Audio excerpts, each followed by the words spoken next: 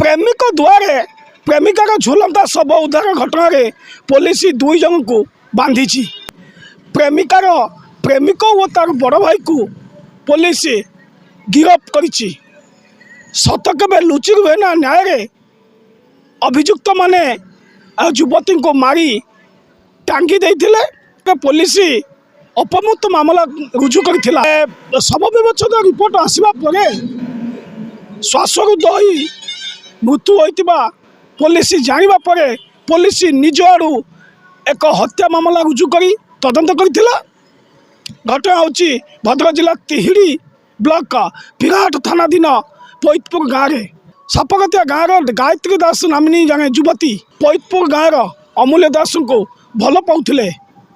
केउना केउंटी समस्या रही जहां नहीं जनवरी 4 तारिख में ताकू मारी घर द्वारे टांगी देथिले। आईआईसी समेत एसपी एडिशनल एसपी और एसडीपीओ तदंत करथिले एवं 2 अभियुक्तर लाई डिटेक्शन करा जायथिला। शेष में पुलिस तांको गिरफ्त करी आज कोर्ट चालान करछि। बिराहटू संजय दास, मेट्रो टीवी।